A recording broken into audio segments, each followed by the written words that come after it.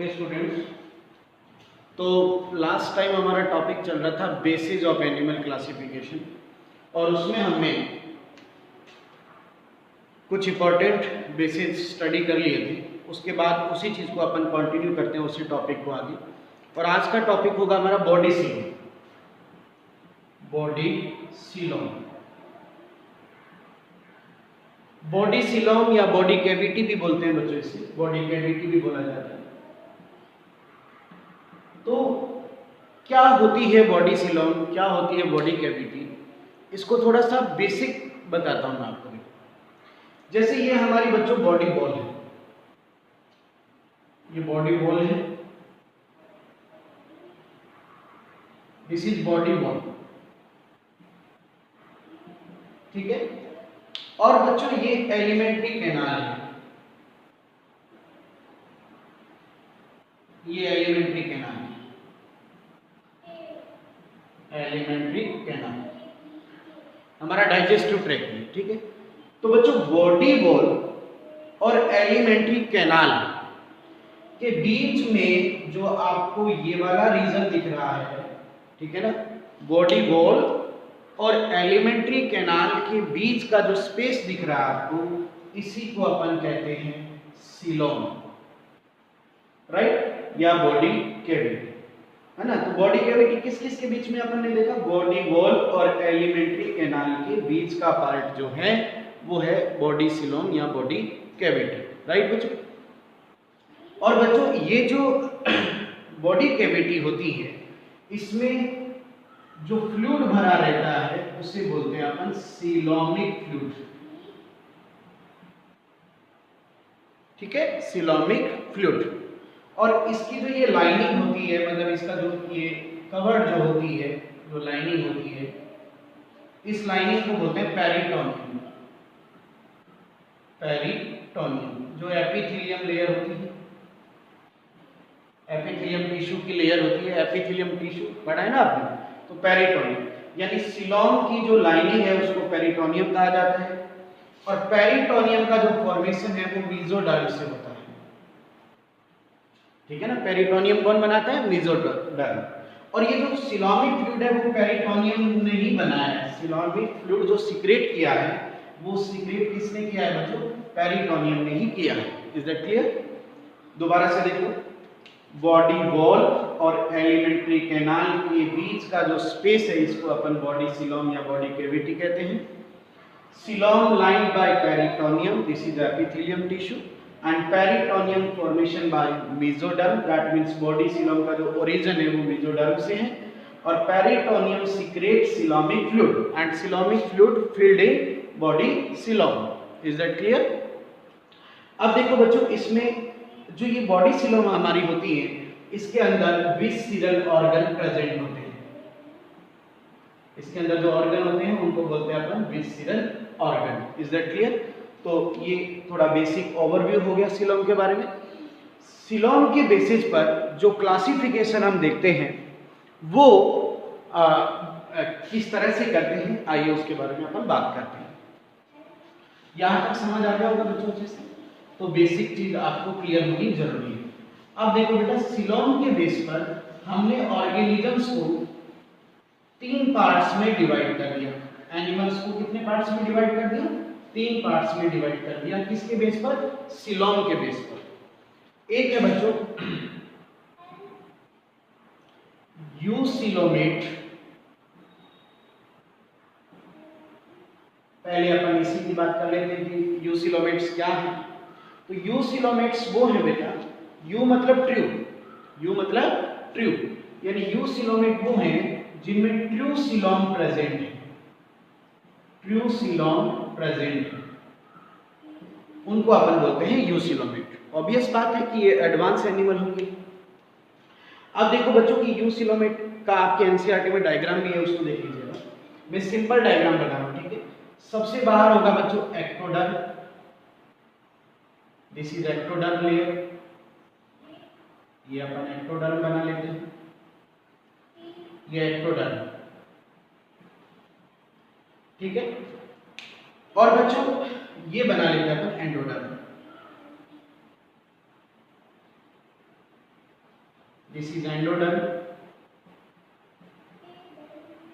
ठीक है। और ये हो गई बच्चों हमारी digestive cavity, digestive cavity alimentary canal की कैविटी हो गई, ठीक है। अब क्या है बच्चों, देखो कि यहां पर ये मेसोडर्म है,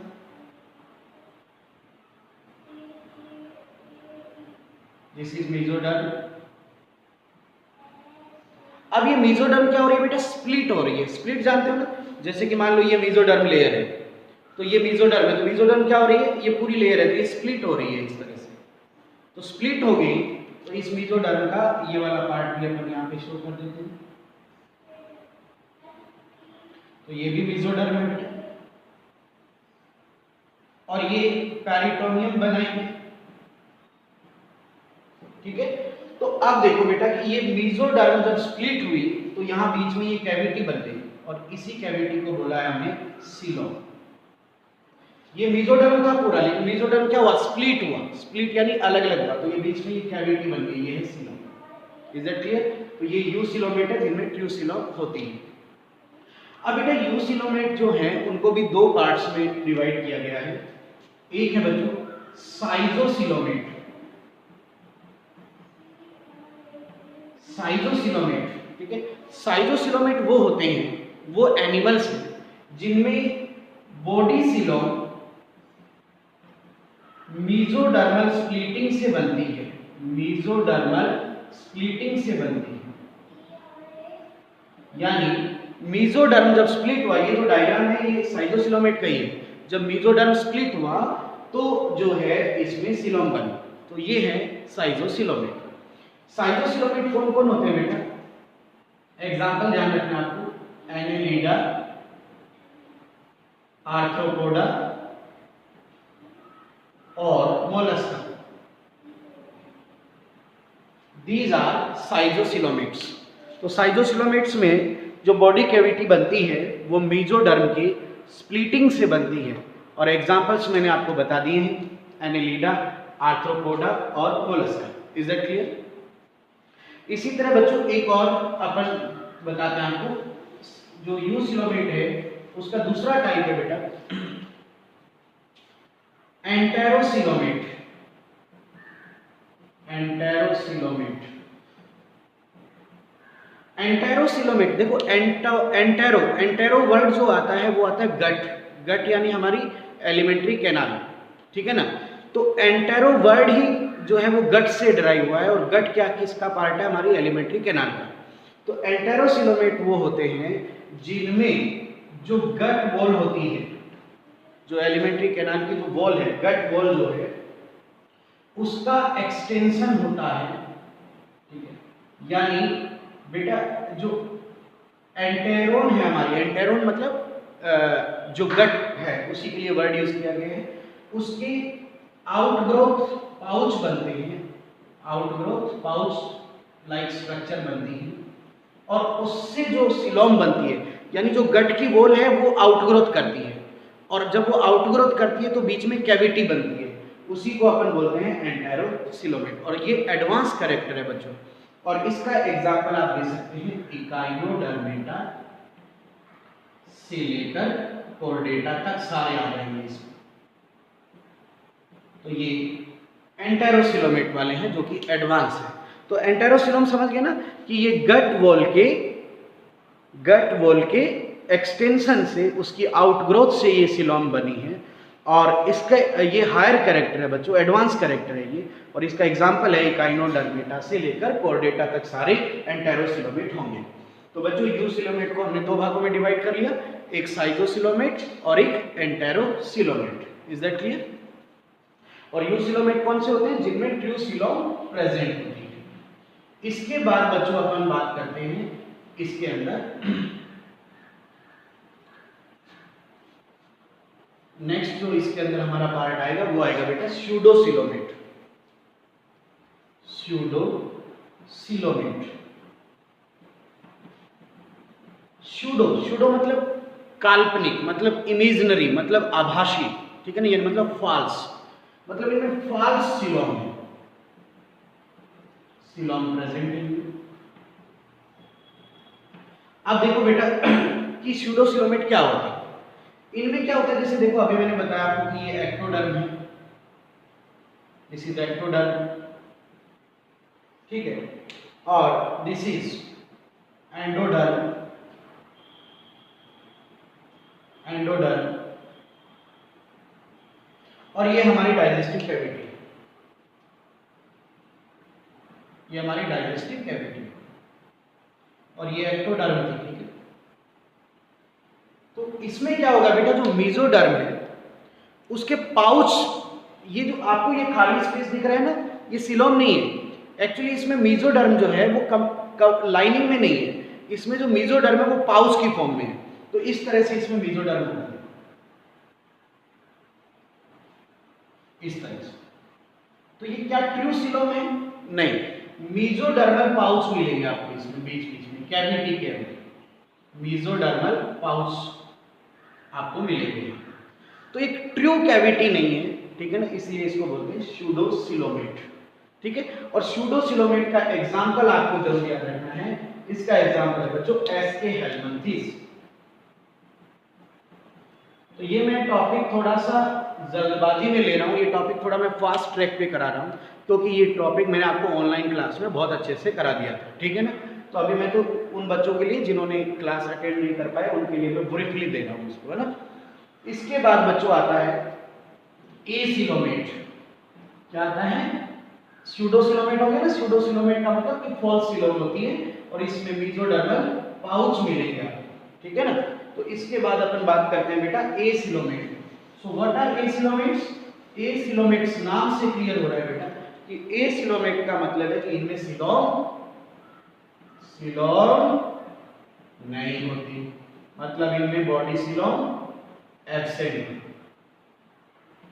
राइट बच्चों, इनमें बॉडी कैविटी ही नहीं होती। तो ये ज्यादातर डिप्लोब्लास्टिक एनिमल्स होते हैं, mostly diploblastic animal, mostly diploblastic animal. अब आपसे मैं पूछूं कि डिप्लोब्लास्टिक क्यों है? क्योंकि डिप्लोब्लास्टिक में मेसोडर्म ही नहीं होती, इनमें मेसोडर्म ही नहीं होती। सिलोम कौन बनाता है? सिलोम कौन बनाता है? मेसोडर्म। अब डिप्लोब्लास्टिक में जब मेसोडर्म ही नहीं है तो फिर सिलोम तो होगी ही नहीं, तो एसिलोमेट ज्यादातर डिप्लोब्लास्टिक होते हैं। तो इनका एग्जांपल अगर अपन देना चाहें तो बेटा इसका एग्जांपल जो है बेटा वो आपका वही रह जाएगा, देखो सिलेंड्रेटा, टिनोफोर और प्लेटीहेल्मिंथेस, प्लेटीहेल्मिंथेस, है ना। और पोरिफेरा में तो सिलोम का मतलब ही नहीं है, क्योंकि उसमें तो वैसे ही सेल एग्रीगेटेड है, तो Porifera also included in this category. तो ये सिलोम के बेस पर हमने 3 टाइप के एनिमल्स डिवाइड कर दिए, ठीक है ना, यूसिलोमेट, स्यूडोसिलोमेट और एसिलोमेट। एनसीईआरटी में डायग्राम है, उसको अच्छे से देख लेना। एक और चीज बच्चों, थोड़ा सा मैं इंपॉर्टेंट चीज बता देता हूं, आर्थ्रोपोडा और नॉन सिफेलोपोड मोलस्का। मोलस्का को 2 कैटेगरी में डिवाइड किया है बेटा, मोलस्का 2 तरह के होते हैं, एक सिफेलोपोड और एक नॉन सिफेलोपोड। तो जो नॉन सिफेलोपोड मोलस्का है और जो आर्थ्रोपोडा है, इनकी जो बॉडी सिलोम है, उसको हीमोसील कहा जाता है। क्या कहा जाता है बच्चों? हीमोसील। क्योंकि इनमें क्लोज सर्कुलेटरी सिस्टम है या ओपन सर्कुलेटरी सिस्टम है? इनमें ओपन सर्कुलेटरी सिस्टम होता है, तो ये जो बॉडी सिलोम है इसी के थ्रू जो है इनके फ्लूइड का सर्कुलेशन होता है, तो इसलिए इनकी सिलोम को ही हीमोसील कहा जाता है। Is that clear? आर्थ्रोपोडा और नॉन सिफेलोपोड मोलस्का में इनकी बॉडी सिलोम को हीमोसील कहा जाता है। Is that clear? Because arthropoda and non cephalopod Mollusca having open circulatory system. Is that clear? क्योंकि इनमें ब्लड वेसल होती नहीं है, तो इनका सर्कुलेशन कैविटी के थ्रू ही होगा। Is that clear? तो ये बच्चों बेसिक आपको मैंने बता दिया है, ठीक है। अब आप अपना जो भी रेफरेंस है उसको स्टडी करें, कोई डाउट्स है तो क्लास में डिस्कस करें। अगला बेस लेते हैं बच्चों अपन, इसके बाद अपन लेते हैं बॉडी सेगमेंटेशन। नेक्स्ट जो हमारा है वो है बॉडी सेगमेंटेशन।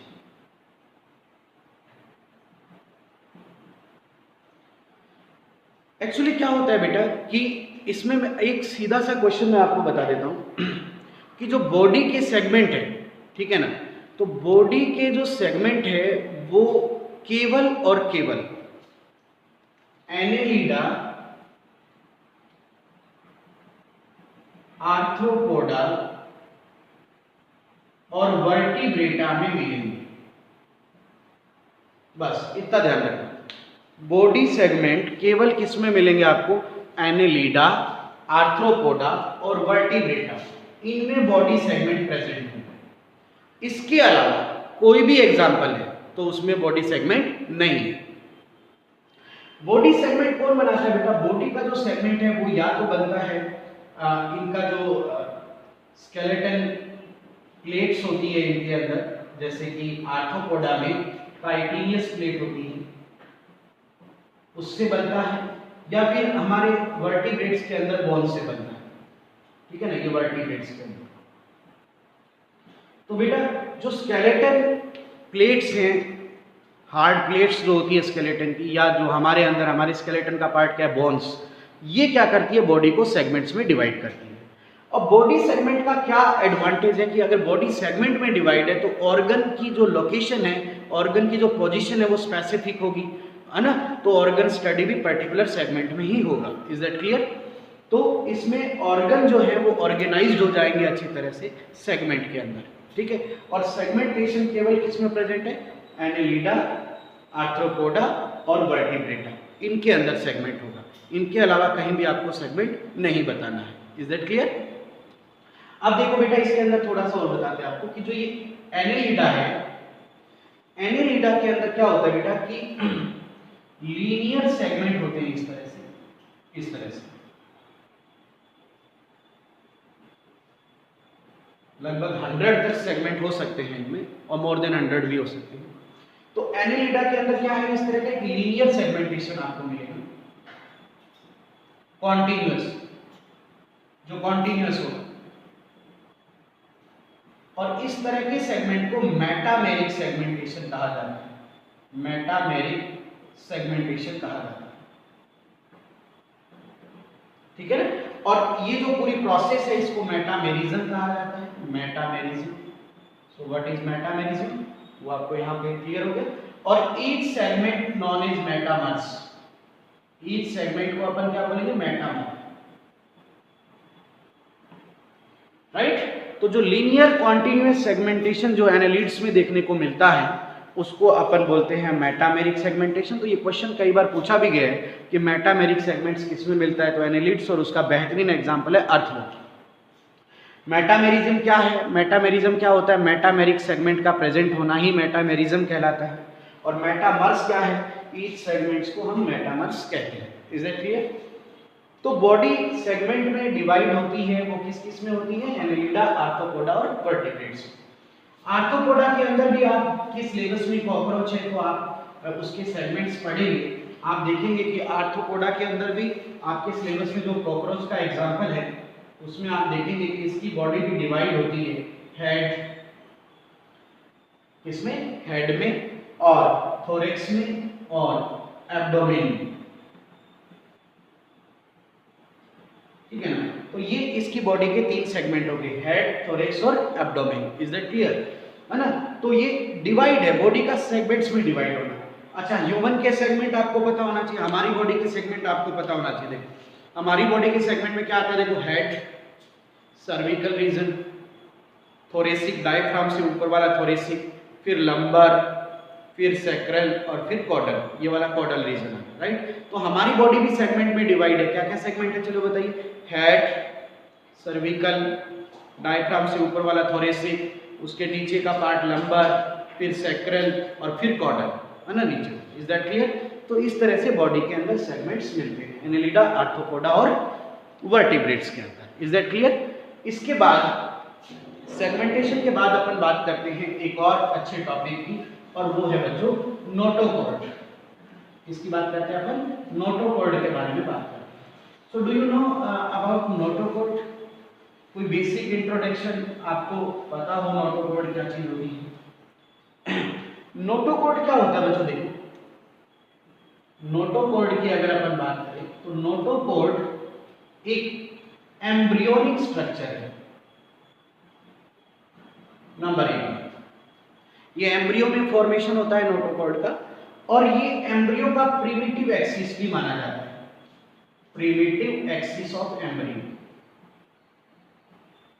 ठीक है, ये एंडोस्केलेटन का भी पार्ट है, ये हमारे एंडोस्केलेटन मतलब इंटरनल स्केलेटन का पार्ट है जो बॉडी को सपोर्ट प्रोवाइड करवाता है, बॉडी को क्या प्रोवाइड करवाता है, सपोर्ट प्रोवाइड करवाता है।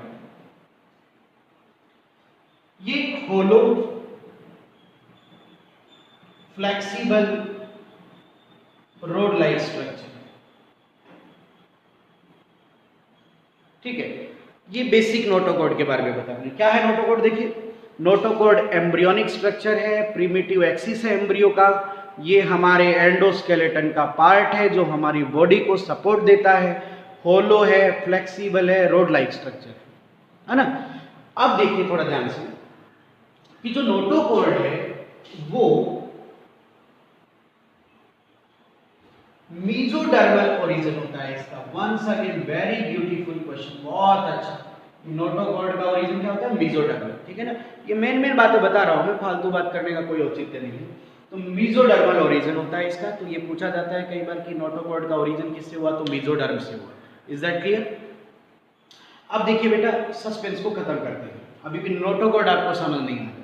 तो नोटोकॉर्ड जिनके अंदर होता है उनको कोरडेटा कहते हैं। कोरडेटा, कोरडेटा वर्ड इसी से बना है, जिनमें नोटोकॉर्ड होता है। और जिनमें नोटोकॉर्ड नहीं है, जिनमें नोटोकॉर्ड नहीं है उनको बोलते हैं नॉन कोरडेटा। क्या बोलेंगे, नॉन कोरडेटा। तो कोरडेटा और नॉन कोरडेटा का मतलब आपको समझ आया बेटा। कोरडेटा वो हैं जिनमें नोटोकॉर्ड प्रेजेंट है, और नॉन कोरडेटा वो हैं जिनमें नोटोकॉर्ड एब्सेंट है। अब थोड़ा आगे देखते हैं। अब देखिए बच्चों कि नोटोकॉर्ड किसके अंदर है, कोरडेटा के अंदर। अब कोरडेटा के अंदर अगर नोटोकॉर्ड वर्टिब्रल कॉलम बनाए, वर्टिब्रल कॉलम का फॉर्मेशन करता है, आप समझ गए ना नोटोकॉर्ड क्या है। नोटोकॉर्ड ही बनाता है वर्टिब्रल कॉलम हमारा, ठीक है ना। तो अगर नोटोकॉर्ड वर्टिब्रल कॉलम बनाए तो जिनमें वर्टिब्रल कॉलम होगा, वर्टिब्रल कॉलम किससे बनेगा, नोटोकॉर्ड से। तो जिनमें वर्टिब्रल कॉलम होगा उनको कहेंगे वर्टिब्रेट्स। क्या कहेंगे, वर्टिब्रेट्स। और जिनमें वर्टिब्रल कॉलम नहीं होगा उन्हें कहेंगे, उन्हें कहेंगे इनवर्टिब्रेट्स। तो अब आपके क्वेश्चन आ रहा है देखो कि all chordates are vertebrate, sorry all vertebrates are chordate. Once again सुनना, all vertebrates are chordate while all chordates are non, all chordates are not vertebrates। ध्यान से सुनिएगा, all chordates, all vertebrates are chordates, वो chordates हैं, जबकि all chordates are not vertebrates. सही बात है भाई। वर्टिब्रेट्स तो केवल वही कॉर्डेट होंगे जिनमें ये वर्टिब्रल कॉलम बनेगा। तो ऑल वर्टिब्रेट तो कॉर्डेट हो गए, वर्टिब्रेट तो कॉर्डेट हो गए, लेकिन ऑल कॉर्डेट वर्टिब्रेट नहीं हो सकते क्योंकि कुछ कॉर्डेट्स में ये वर्टिब्रल कॉलम में कन्वर्ट नहीं होता है। Is that clear. तो ये स्टेटमेंट भी आपको समझ आ गया, ठीक है। एक वर्ड और आता है स्टोमोकॉर्ड के नाम से, ठीक है ना, उसको भी देख लो थोड़ा सा, ठीक है। तो आपको मिल सकता है वर्ड स्टोमोकॉर्ड। स्टोमोकॉर्ड भी क्या है बेटा, होलो फ्लेक्सिबल स्ट्रक्चर है, ठीक है ना, होलो फ्लेक्सिबल स्ट्रक्चर है, ये फ्लेक्सिबल स्ट्रक्चर है, होलो है, रोड लाइक है। लेकिन ये जो टर्म है स्टोमोकॉर्ड, ये मिलेगी आपको हेमिकॉर्डेट्स में। किसमें मिलेगी, हेमिकॉर्डेट्स। तो स्टोमोकॉर्ड वर्ड जो है वो आपको हेमिकॉर्डेट्स में देखने को मिलेगा। ये भी एक फ्लेक्सिबल होलो रोड लाइक स्ट्रक्चर है। Is that clear. तो ये कुछ मैंने नोटोकॉर्ड्स के बारे में बताया है, ठीक है बच्चों, अच्छे से समझ लो। ठीक है। तो इसके बाद अब अपन बच्चों हमारा क्लासिफिकेशन का जो बेसिक वाला टॉपिक चल रहा है उसमें एक और पॉइंट डिस्कस करते हैं रिप्रोडक्शन के बारे में। रिप्रोडक्टिव सिस्टम या रिप्रोडक्शन ही ठीक रहेगा टर्म। देखो बच्चों, we have already discuss in basic Animalia character कि जो लोअर ऑर्गेनिज्म होते हैं उनमें जो लोअर ऑर्गेनिज्म है, ठीक है, उनके अंदर एसेक्सुअल मोड ऑफ रिप्रोडक्शन और सेक्सुअल मोड ऑफ रिप्रोडक्शन दोनों होते हैं, ठीक है। लेकिन जो हायर ऑर्गेनिज्म है उनके अंदर जो मेनली रिप्रोडक्शन मेथड है, ठीक है ना, वो जो मेन रिप्रोडक्शन मोड है वो क्या है? Sexual reproduction. इस बात को ध्यान में रखना। सो जो लोअर इनवर्टिब्रेट्स हैं या लोअर एनिमल्स हैं उनमें एसेक्सुअल और सेक्सुअल दोनों मोड का रिप्रोडक्शन है, जबकि अगर हम हायर एनिमल्स की बात करें तो उनमें मेनली जो रिप्रोडक्टिव मोड है वो कौन सा है? Sexual reproduction. और जैसे जैसे इनमें अपन इवोल्यूशनरी सीक्वेंस देखते हैं तो जैसे जैसे ये इवोल्यूशनरी कॉम्प्लेक्स होते जाएंगे, यानी जैसे जैसे हायर ऑर्गेनिज्म कॉम्प्लेक्स होते जाएंगे तो जो रिप्रोडक्टिव सिस्टम है उसकी कॉम्प्लेक्सिटी भी बढ़ती जाएगी। जो रिप्रोडक्टिव सिस्टम है वो भी, उसकी जो कॉम्प्लेक्सिटी है वो भी इंक्रीज होती जाएगी।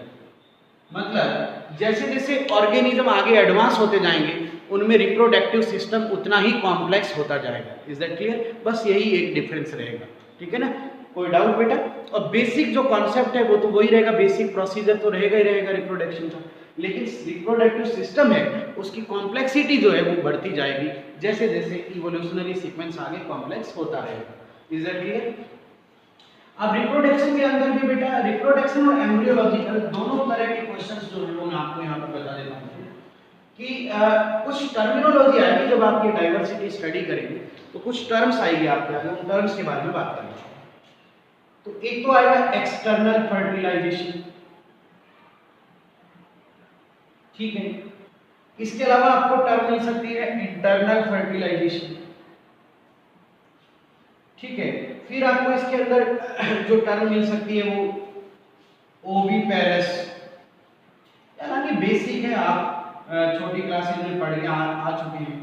विविपेरस है ना, ओवोविविपेरस भी मिल सकता है आपको, ओवोविविपेरस, ये टर्म और भी टर्म्स हम डिस्कस करेंगे। एक्सटर्नल फर्टिलाइजेशन, एक्सटर्नल फर्टिलाइजेशन का मतलब है कि जो फर्टिलाइजेशन की प्रोसेस है, ठीक है ना, वो आउटसाइड द बॉडी होगी, बॉडी के बाहर होगी, एक्सटर्नल मीडियम में होगी, ठीक है ना। बेसिक है, लिखने की जरूरत नहीं है। तो एक्सटर्नल फर्टिलाइजेशन कहाँ होता है? Outside body in external environment, ठीक है ना।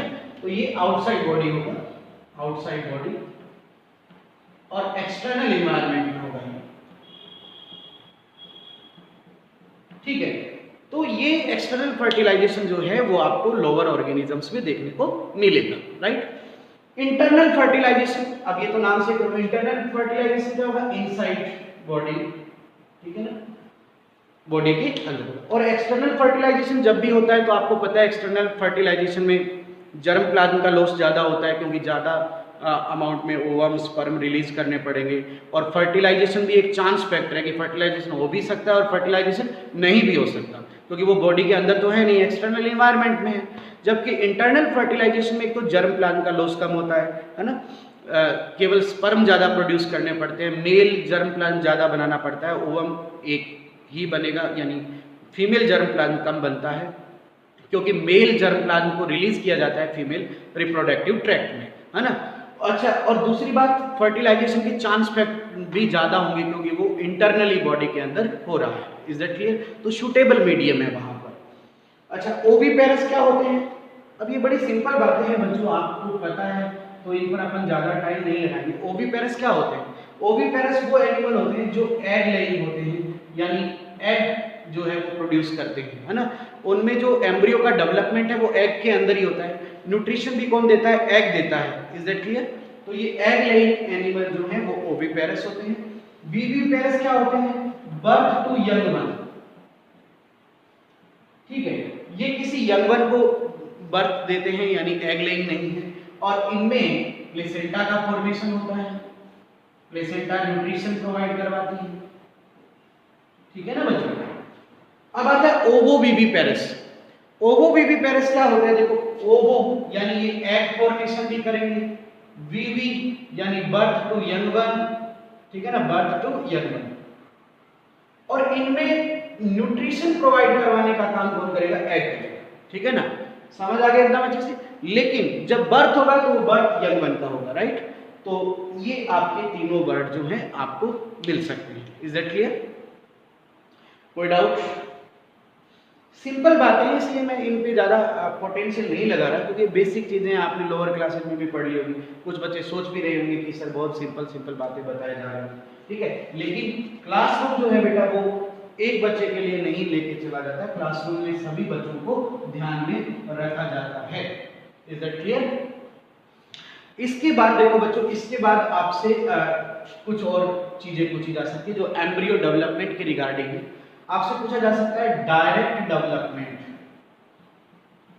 और indirect development. Now what is direct development and what is indirect development? तो देखिए मैं बताता हूं। इनडायरेक्ट डेवलपमेंट का मतलब है कि पहले जब जैसे जाइगोट से जब एम्ब्रियो का डेवलपमेंट हो रहा है, जाइगोट से जब एम्ब्रियो बन रहा है, तो पहले लार्वा स्टेज आएगी। कौन सी स्टेज आएगी? पहले लार्वा स्टेज आएगी, ठीक है ना। लार्वा वो एम्ब्रियो होता है जिसमें ऑल स्ट्रक्चर प्रेजेंट है बट वो अनडेवलप है, वो डेवलप नहीं है। तो लार्वा ऐसी स्टेज है जिसमें अनडेवलप्ड स्ट्रक्चर है, ठीक है ना। तो एम्ब्रियो से जब जाइगोट से जब एम्ब्रियो बन रहा है तो पहले कौन सी स्टेज आएगी? लार्वा स्टेज आएगी। और लार्वा फिर आगे किसमें कन्वर्ट होता है? एडल्ट में कन्वर्ट होता है, ठीक है। और एडल्ट वो है जिसके अंदर डेवलप्ड स्ट्रक्चर है, सब डेवलप्ड स्ट्रक्चर प्रेजेंट है इसमें। तो लार्वा से एडल्ट का फॉर्मेशन होता है, डायरेक्ट एडल्ट नहीं बनता है, पहले बीच में लार्वा बनेगा। और लार्वा से एडल्ट बनने की प्रोसेस को कहते हैं मेटामॉर्फोसिस। मेटामॉर्फोसिस,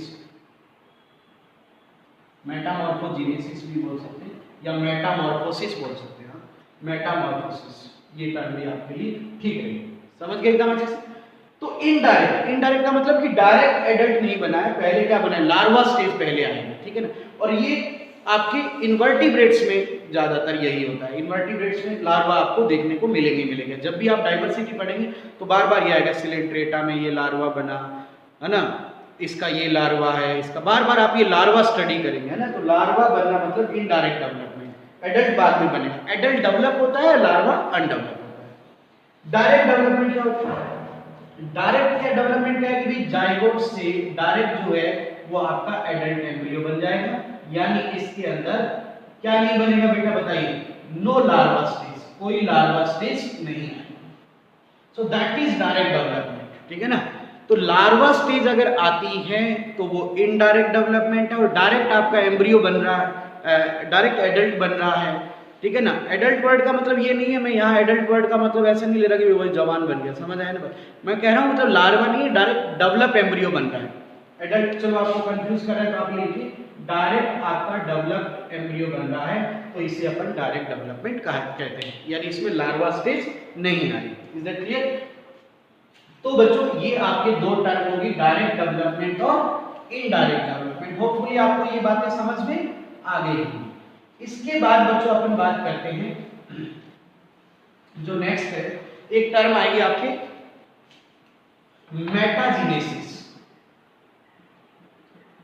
मेटाजेनेसिस का मतलब क्या होगा बेटा, ये भी आपको मिलेगा टर्म। मेटाजेनेसिस का मतलब है कि alternation of generation present, alternation of generation present, ठीक है ना। मैंने लाइफ साइकिल में, जिनके लाइफ साइकिल में अल्टरनेट ऑफ जनरेशन प्रेजेंट है, मैंने ये प्लांट किंगडम में भी पढ़ाया था आपको। n जनरेशन 2n जनरेशन, आपको बताया था ना, n जनरेशन से 2n बनना, 2n से n बनना, है ना, that is alternation of generation. ये प्लांट किंगडम में भी पढ़ाया था ना मैंने आपको। तो अल्टरनेशन ऑफ जनरेशन अगर किसी के अंदर है तो इस प्रोसेस को अपन बोलते हैं, यस क्या बोलते हैं? मेटाजेनेसिस, है ना। तो ये बात को आपको ध्यान रखना है। इसके बाद आपको टर्म मिल सकती है बेटा डिटरमिनेंट क्लीवेज, डिटरमिनेंट क्लीवेज और इनडिटरमिनेंट क्लीवेज। क्लीवेज अब इसको समझिए थोड़ा सा। एक बार आपको थोड़ा एम्ब्रियो डेवलपमेंट पर बैठ जाना पड़ेगा। मैंने आपको ये कहा था कि जाइगोट में क्लीवेज स्टार्ट होता है। क्लीवेज मतलब डिवीजन, जाइगोट में डिवीजन होना, और डिवीजन हो रहा है तो सेल्स बन रही है। तो जाइगोट में डिवीजन स्टार्ट होने से पहले कौन सा एम्ब्रियो बनता है? मोरुला। मोरुला के बाद ब्लास्टुला। अभी भी क्लीवेज चल रहा है, क्लीवेज चल रहा है। और ब्लास्टुला के बाद आता है गैस्ट्रुला। अब देखो गैस्ट्रुला स्टेज में मॉर्फोजेनिक्स मूवमेंट होती है और सेल मैंने बताया था इस तरह से अरेंज हो जाती है, एक्टोडर्म, मेसोडर्म और एंडोडर्म। अब तक अगर हम बात करें कि गैस्ट्रुला तक सेल का कोई भी भविष्य निश्चित नहीं था। हर सेल टोटिपोटेंट थी, हर सेल पूरा एम्ब्रियो बनाने में सक्षम है। गैस्ट्रुला में आकर पहली बार सेल स्पेसिफिक हो रही है। सेल क्या हो रही है? स्पेसिफिक हो रही है। यहां पर सेल का भविष्य निर्धारित हो रहा है, डिटरमाइन हो रहा है कि उसको क्या बनाना है। जैसे मैं बोल रहा हूं ना कि नोटोकॉर्ड कौन बनाएगा? मेसोडर्म। ऐसे बोल रहा हूं ना मैं, समझ गए ना बात। कनेक्टिव टिश्यू कौन बनाएगा? मेसोडर्म। क्लियर? नर्वस सिस्टम कौन बनाएगा? एक्टोडर्म। यानी ये अब इन सेल्स का भविष्य निश्चित हो रहा है ना। तो ये कहां निश्चित हो रहा है? गैस्ट्रुला में। इससे पहले तो नहीं था ना, क्लीवेज के ड्यूरिंग तो नहीं था ना। ये गैस्ट्रुला में आकर क्या होता है? क्लीवेज स्टॉप हो जाता है। क्या क्लीवेज के ड्यूरिंग सेल का फ्यूचर फिक्स था? नहीं ना। क्लीवेज के ड्यूरिंग तो हर सेल नॉर्मल सेल थी, हर सेल टोटिपोटेंट थी, हर सेल अपना पूरा एम्ब्रियो बनाने में सक्षम थी। तो स्पेसिफिकेशन कहां हुआ है? जब क्लीवेज बंद हो गया, गैस्ट्रुला में आकर हुआ। तो देखो डिटरमिनेंट क्लीवेज क्या होता है? डिटरमिनेंट क्लीवेज ये है कि ड्यूरिंग क्लीवेज ही, ड्यूरिंग क्लीवेज सेल का फ्यूचर, फेट मतलब भविष्य, डिटरमाइन हो गया। और यहां नो टोटिपोटेंसी, यहां टोटिपोटेंसी नहीं शो होगी। टोटिपोटेंसी क्या होता है कि एक सेल में इतनी क्षमता है कि पूरा एम्ब्रियो बना सकती है। यहां तो टोटिपोटेंसी नहीं होगी क्योंकि यहां तो पहले ही सेल का फ्यूचर डिसाइड हो गया। और अगर वो सेल अगर यहां इस स्टेज में अगर वो सेल को लॉस हो गया, सेल डैमेज हो गया, तो पर्टिकुलर ऑर्गन भी नहीं बनेगा, ध्यान रखना। क्योंकि यहां सेल्स का फ्यूचर डिसाइडेड है कि इस सेल को ये बनाना है, इस सेल को ये बनाना है। So that is determinant cleavage. तो ये लोअर ऑर्गेनिज्म में आपको देखने को मिलेगा, ठीक है ना। और इनडिटरमिनेट क्लीवेज का मतलब क्या है कि क्लीवेज के ड्यूरिंग फैट डिसाइड नहीं था, है ना। तो ड्यूरिंग क्लीवेज, है ना, सेल का जो फैट है वो क्या नहीं है बेटा? बताइए। नॉट फिक्स, अभी फिक्स नहीं है, अभी डिटरमाइन नहीं है, अभी डिसाइड नहीं है। और इसमें जो सेल है वो टोटिपोटेंसी शो करेगा, टोटिपोटेंसी शो करेगा, ठीक है ना। समझ गए आप मेरी बात? और ये जो इनडिटरमिनेट क्लीवेज है ये आपको हायर ऑर्गेनिज्म में देखने को मिलेगा। तो डिटरमिनेट क्लीवेज समझ गए कि क्लीवेज के ड्यूरिंग ही फ्यूचर डिसाइड हो गया। और इनडिटरमिनेट का मतलब कि भाई ये जो फ्यूचर डिसाइड होगा वो कहां होगा? गैस्ट्रुला में होगा। ये है इनडिटरमिनेट। और गैस्ट्रुला से पहले नहीं होगा। और इनमें क्या है? गैस्ट्रुला से पहले ही फ्यूचर डिसाइड हो गया। तो इनमें क्या, इनडिटरमिनेट वालों में क्या है कि अगर गैस्ट्रुला से पहले किसी सेल का लॉस हो जाता है तो ऑर्गन को लॉस नहीं होगा, क्योंकि ऑर्गन बनने तो कहां से स्टार्ट होंगे? गैस्ट्रुला से स्टार्ट होंगे। बात समझ आ रही है कि नहीं आ रही? एक और क्वेश्चन आपको बता दूं, अगर आपसे पूछा जाए कि फर्स्ट टाइम सेल एक्टिव कब होती है? गैस्ट्रुला में। सेल स्पेसिफाइड कब होती है? गैस्ट्रुला में। जेनेटिक मैकेनिज्म सेल का कब एक्टिव होता है? गैस्ट्रुला में। न्यूक्लियस कब एक्टिव होता है? गैस्ट्रुला में। सेल ऑटोनॉमस कब होती है? गैस्ट्रुला में। ये बहुत सारे क्वेश्चन है, ध्यान रखिएगा, ठीक है ना। तो इस तरह से ये दो टर्म भी आपको मैंने बताया, ठीक है। अब देखो बच्चों कि इसके बाद आपको इसके अंदर डायरेक्ट और ये सब बता दिया ना मैंने, ठीक। एक और आपको थोड़ा सा मैं इसी के अंदर बता देता हूं, चलो। एक और कैरेक्टर मिलेगा आपको, रीजनरेशन। तो रीजनरेशन क्या होता है बेटा कि कोई इंजर्ड टिश्यू अगर है तो उसकी रिकवरी होना, उसकी रिपेयर होना, उसका रीफॉर्म होना, ठीक है, और उससे कंप्लीट ऑर्गेनिज्म बनना, वो भी बना सकता है, ठीक है। सो दैट इज रीजनरेशन कि इंजर्ड टिश्यू कंप्लीट ऑर्गेनिज्म बनाए, इंजर्ड टिश्यू अपनी रिकवरी करे, इंजर्ड टिश्यू की रिपेयर हो, इंजर्ड टिश्यू रिफॉर्म्ड हो, ठीक है ना, दोबारा बने। So that is regeneration. अब बच्चों ध्यान रखना कि रीजनरेशन लोअर इन्वर्टिब्रेट्स में ज्यादा होता है, या आप सीधा यूं लिखेंगे इन्वर्टिब्रेट्स में ज्यादा है और वर्टिब्रेट्स में कम। रीजनरेशन की बहुत ज्यादा जो पावर होती है वो इन्वर्टिब्रेट्स में होती है और वर्टिब्रेट्स में रीजनरेशन क्या होता है, कम होता है, ठीक है ना, एज कंपेयर की बात कर रहा हूं। और इन्वर्टिब्रेट्स में भी लोअर इन्वर्टिब्रेट्स में ज्यादा होता है और हायर इन्वर्टिब्रेट्स में कम होता है। वो तो ऑब्वियस बात है, सीक्वेंस के अकॉर्डिंग जैसे जैसे आप डाइवर्सिटी में आगे बढ़ेंगे जो रीजनरेशन है वो क्या होता जाएगा, कम होता जाएगा। क्लियर हुआ एकदम अच्छे से ये चीज। अब बच्चों अपन इसमें लास्ट पार्ट अपना डिस्कस करेंगे और वो बात करेंगे अपन ऑर्गन सिस्टम की, है ना, कि ऑर्गन सिस्टम के अंदर भी क्या क्या बेसिस अपन बना सकते हैं। तो ऑर्गन सिस्टम की बात करते हैं, बॉडी के ऑर्गन सिस्टम, ठीक है। तो इसमें अपन कुछ मेन ऑर्गन सिस्टम यहाँ पे डिस्कस करेंगे। सबसे पहले अपन बात कर लेते हैं बच्चों डाइजेस्टिव सिस्टम। और डाइजेस्टिव सिस्टम में आपको मैं बहुत बार पढ़ा चुका हूं ऑलरेडी कि दो तरह का डाइजेस्टिव सिस्टम आपको मिलेगा, इनकम्प्लीट डाइजेस्टिव सिस्टम और एक क्या मिलेगा आपको, कंप्लीट डाइजेस्टिव सिस्टम, ठीक है। So now what is incomplete digestive system. Incomplete में मैंने आपको बताया था, कई बार हो गया ना बच्चों ये, इनकम्प्लीट डाइजेस्टिव सिस्टम में आपको मैंने बताया था कि जो एलिमेंट्री कैनाल है उस एलिमेंट्री कैनाल की एक ही ओपनिंग होगी, यहीं से फूड अंदर आएगा, यहीं से फूड बाहर जाएगा, ठीक है ना। सो ओनली सिंगल ओपनिंग इसके अंदर है। तो इसका एग्जांपल भी मैंने आपको बताया था, सिलेंट्रेट है, टीनोफोर्स है, बताया था ना इनकम्प्लीट का। और कंप्लीट डाइजेस्टिव सिस्टम का क्या मतलब है, देखो कंप्लीट डाइजेस्टिव सिस्टम का मतलब है कि जो हमारी एलिमेंट्री कैनाल है इसकी दो ओपनिंग है, एक से फूड अंदर लिया जाएगा दैट इज माउथ और एक से फूड आउट किया जाएगा दैट इज एनस, ठीक है ना, क्लियर है। तो डबल ओपनिंग है ना, दोनों एंड पर ओपनिंग है, एक माउथ है और एक एनस है, यहां से फूड इंजेस्ट होगा और यहां से फूड आउट होगा। और ये एस्के एल्मंथीज, एनेलिड, आगे सारे जो है annelid, arthropod, Mollusca, echinoderms, chordates, सारे कंप्लीट डाइजेस्टिव सिस्टम वाले हैं। इज दैट क्लियर, यहां तक आपको समझ आया। इसके बाद इसमें आपको जब आप डाइवर्सिटी पढ़ेंगे अपनी बुक में तो आपको दो टर्म और मिल सकती है इसके अंदर। एक टर्म मिलेगी आपको इंट्रासेल्युलर डाइजेशन, इंट्रासेल्युलर डाइजेशन, और एक वर्ड मिलेगा आपको एक्स्ट्रा सेल्युलर डाइजेशन।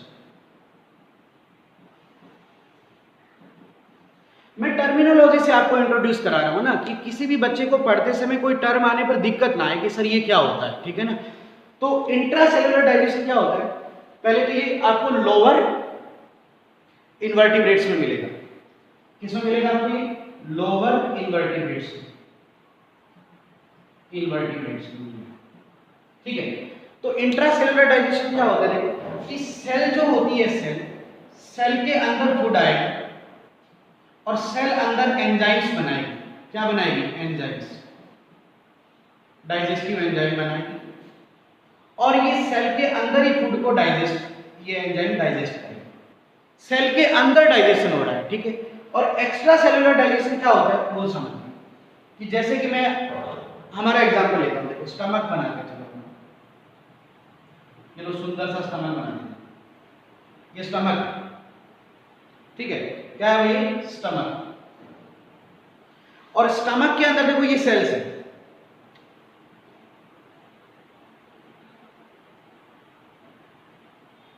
ये सेल है। अब क्या हो रहा है, देखो कि फूड यहां पर आया है, फूड बाहर है, फूड बाहर है, सेल के अंदर नहीं है। और सेल क्या बना रही है, एंजाइम बना रही है। सेल क्या बना रही है, एंजाइम। तो अब आप बताइए कि डाइजेशन सेल के अंदर हो रहा है या बाहर कैविटी में हो रहा है? डाइजेशन कहाँ हो रहा है? कैविटी में हो रहा है, यानी सेल के बाहर डाइजेशन हो रहा है। समझ गए ना बात? सेल के अंदर डाइजेशन होना इंट्रासेलुलर, और सेल क्या करती है? एंजाइम रिलीज करती है। अब देखो ये सेल एंजाइम रिलीज करती है और डाइजेशन सेल के बाहर हो रहा है, that is extra cellular digestion. अब हमारी बॉडी में कौन सा डाइजेशन होता है? एक्स्ट्रा सेलुलर डाइजेशन होता है, ध्यान रखना। तो extra cellular digestion advance character हो, और इंट्रा सेलुलर डाइजेशन क्या हो गया? प्रिमिटिव या लोअर कैरेक्टर हो गया। Is that clear? ये बात आपको ध्यान रखना है डाइजेस्टिव सिस्टम, ठीक है? अच्छे से क्लियर हो गया ना?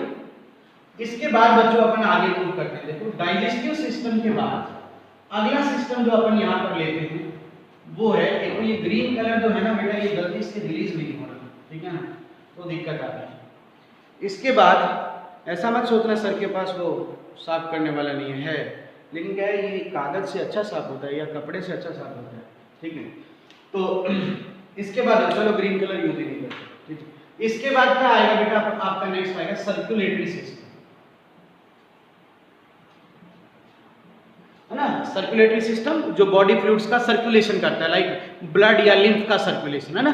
तो सर्कुलेटरी सिस्टम आपने बेटा छोटी क्लासेस में पढ़ा होगा, दो टाइप का होता है, ओपन सर्कुलेटरी सिस्टम और close circulatory system. Open circulatory system वो होता है जिसमें ब्लड या बॉडी फ्लूइड कैविटी में फ्लो होते हैं और डायरेक्ट ऑर्गन्स के कांटेक्ट में होते हैं, ठीक है ना? तो यानी इसमें जो बॉडी फ्लूइड है वो फ्लो इन कैविटी और डायरेक्ट इनका कांटेक्ट किसके साथ होता है? कांटेक्ट होगा ऑर्गन्स के साथ, डायरेक्ट कांटेक्ट होगा इनका ऑर्गन्स के साथ। जैसे कि ये हमारी, आप देखिए 2 मिनट के लिए इसको कि क्या चीज है ये।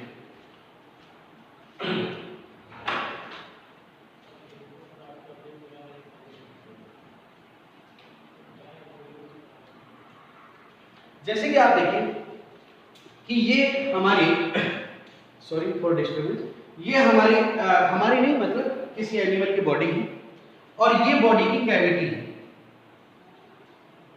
ये कैविटी है, ठीक है? और ये हार्ट है, ये मान लेते हैं कि हार्ट है, ठीक है? तो क्या होगा कि यहां से जो ब्लड है वो इस कैविटी में आ जाएगा, जो ब्लड है वो कहां आ जाएगा? कैविटी में आ जाएगा इस तरह से, और अब कैविटी में ब्लड फ्लो होगा, ठीक है ना? तो इनमें जो ब्लड फ्लो होता है वो ब्लड वेसल में नहीं होता, किस में होता है? कैविटी में होता है। समझ आ गया? अब इसमें क्वेश्चन आता है कि क्या ओपन सर्कुलेटरी सिस्टम जिनमें होता है उनमें ब्लड वेसल होती है या नहीं होती? तो जिनमें ओपन सर्कुलेटरी सिस्टम होता है, बच्चे कहेंगे नहीं कैविटी में फ्लो होता है तो ब्लड वेसल नहीं होती। अरे बच्चों यही क्वेश्चन है, देखो अब आप ये डायग्राम देखिए, मैं मानता हूं कि blood not flow in vessels, vessel में नहीं फ्लो होता, कैविटी में फ्लो होता है, लेकिन क्वेश्चन वाले ने ये पूछा कि क्या इनमें ब्लड वेसल होती है या नहीं होती? तो इनमें ब्लड वेसल तो प्रेजेंट है, वो रिड्यूस्ड है, और उनका काम क्या है? ब्लड वेसल का, ब्लड वेसल का काम है कि हार्ट से ब्लड को कैविटी में डाल देना, यही फंक्शन है इसमें। तो इनका फंक्शन आपको ध्यान में रखना है कि हार्ट से ब्लड को कैविटी में डाल देना, हार्ट से ब्लड को ये कैविटी में डाल देंगे, बस उसके बाद फ्लो कहां होगा? कैविटी में होगा। समझ गए? तो that is open circulatory system. और ओपन सर्कुलेटरी सिस्टम आपको किसमें मिलेगा? इसका एग्जांपल आपको याद है, arthropoda, non cephalopod Mollusca,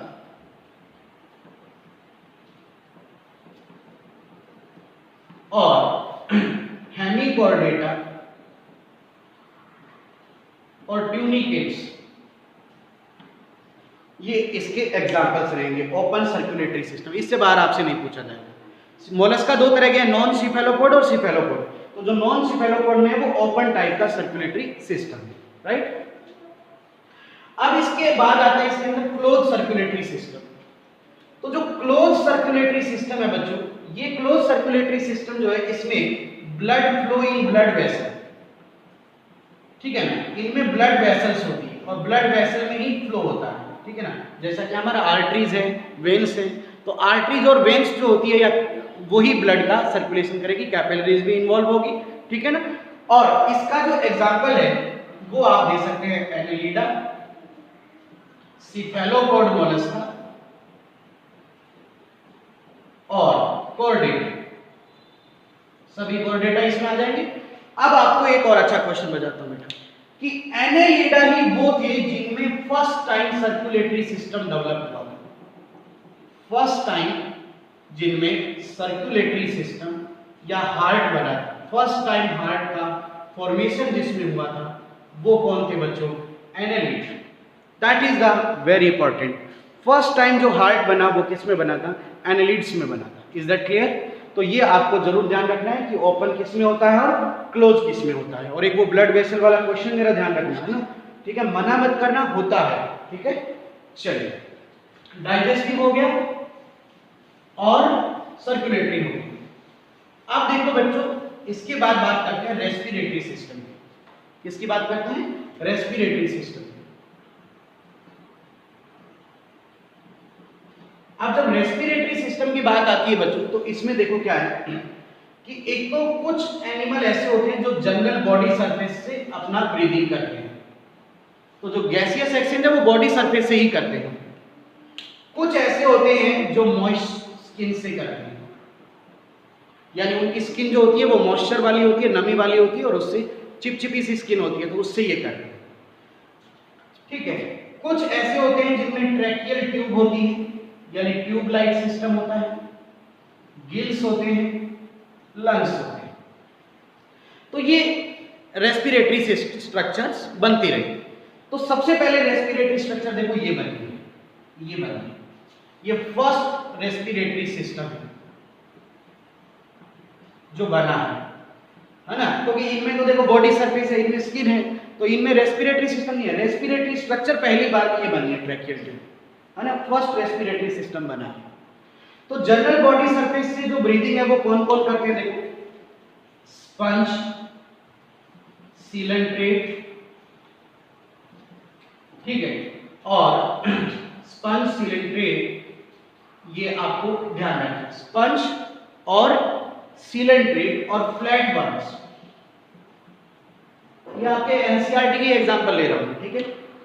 most skin से कौन करता है? तो मोस्ट स्किन से जो करता है उसमें एग्जांपल आएगा अर्थवॉर्म और फ्रॉग, यानी एम्फीबिया, ठीक है।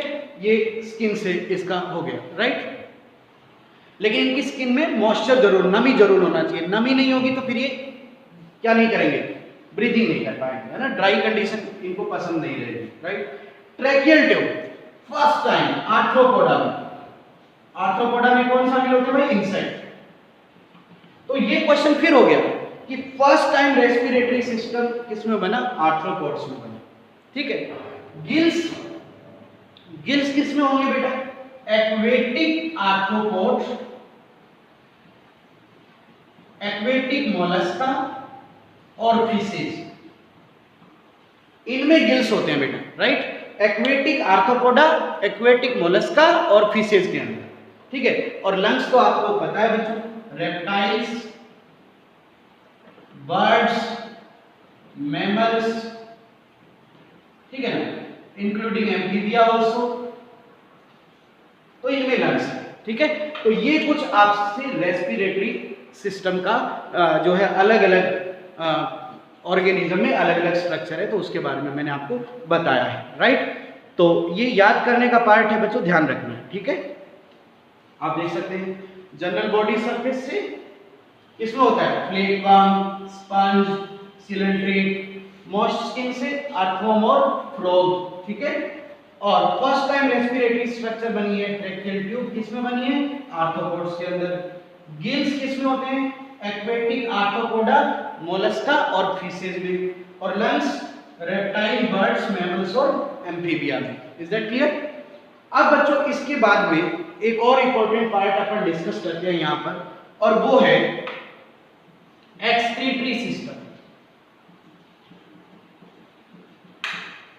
एक्सक्रीशन है ना, हमारी बॉडी से वेस्टेज को एक्सक्रीट करना, ब्लड को प्यूरिफाई करना, that is the function of excretory system.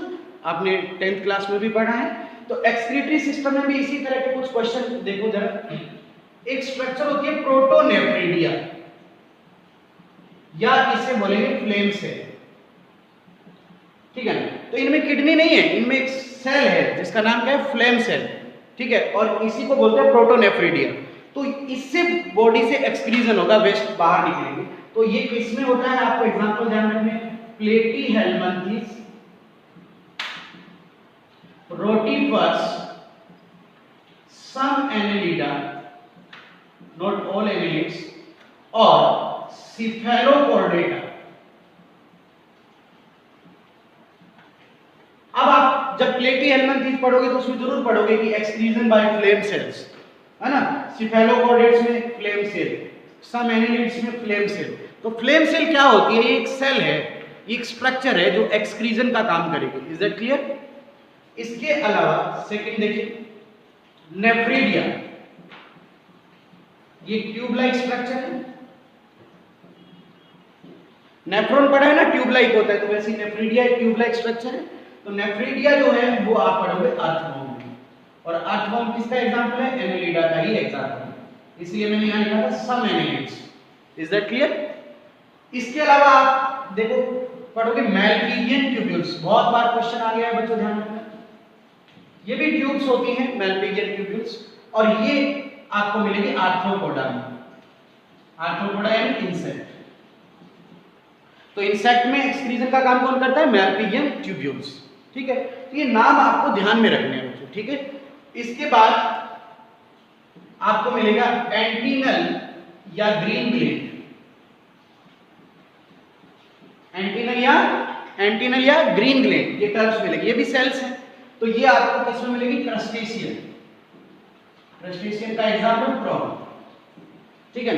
तो इनमें ये ग्रीन ग्लैंड एक्सक्रीजन का काम करती है। तो ये मैं पूरा आपका एनसीईआरटी से निकाल के आपको ये एग्जांपल बताया, ठीक है। और जो वर्टिब्रेट्स हैं, जो वर्टिब्रेट्स है, इनमें क्या होगी, किडनी। हमारे अंदर एक्सक्रीटरी स्ट्रक्चर क्या है, किडनी, ठीक है ना। तो ये मैंने पूरा आपको देख लो बता दिया सारा। फ्लेम सेल्स किसमें होगी, प्लेटीहेल्मिन्थेस, रोटिफर्स, सम एनेलिड्स और सिफेलोकॉर्डेट्स, ठीक है। इसके बाद में आपका आ गया नेफ्रिडिया। नेफ्रिडिया किसमें होगा, अर्थवॉर्म में। मैलपिगियन ट्यूब्यूल्स किसमें होगी, आर्थ्रोपोडा में। ग्रीन ग्लैंड क्रस्टेशियन में, और वर्टिब्रेट्स में क्या होगा, किडनी, ठीक है। तो ये आपका हो गया excretory system. Last nervous system. अब देखो बेटा, नर्वस सिस्टम के अंदर मैं आपको बताऊं कि जो लोअर इनवर्टिब्रेट्स हैं, लोअर इनवर्टिब्रेट्स हैं, इनमें क्या मिलेगा हमें कि केवल नर्व सेल मिलती है, ठीक है। क्या मिलती है, नर्व सेल, ठीक है। और इनमें ऑर्गेनाइज्ड नर्व सिस्टम नहीं होता, ओनली नर्व सेल आपको देखने को मिलेगी, ठीक है। क्लियर हुआ एकदम अच्छे से। जैसे कि आप एग्जांपल दे सकते हो हाइड्रा, ठीक है ना। लेकिन फर्स्ट टाइम ऑर्गेनाइज्ड जो नर्व सिस्टम है वो बना था बेटा इंसेक्ट के अंदर। First time organized nerve system किसमें बना था, इंसेक्ट में, जिसमें आपको ब्रेन भी देखने को मिलता है, ठीक है ना। नर्व रिंग या ब्रेन बोलते हैं, गैंग्लियन भी देखने को मिलेगी आपको, ठीक है ना। तो first time organized nerve system किसमें था, इंसेक्ट में बना था। दैट इज इंपॉर्टेंट क्वेश्चन, ठीक है ना। ये आपके एनसीईआरटी से लिया मैंने। और जो वर्टिब्रेट्स हैं, ठीक है, उनमें तो बेटा well organized, well developed, well organized nerve system आपको मिलेगा। तो जो एडवांस नर्व सिस्टम है वो आपको किसमें मिलेगा, वर्टिब्रेट्स में मिलेगा। जैसे हमारा सिस्टम देख लीजिए, हमारा nerve system more advance, more complex है। Is that clear. तो ये बच्चों बेसिक मैंने आपको चीजें बताई है। इसी के साथ बेसिस ऑफ एनिमल क्लासिफिकेशन पूरा होता है, ठीक है। अब आपको बेटा, अब डाइवर्सिटी आगे पढ़ोगे तो टर्मिनोलॉजी में दिक्कत नहीं आएगी। टर्म्स लगभग मैंने पूरी कर ली है, फिर भी कोई टर्म आएगी तो अपन डिस्कस करेंगे।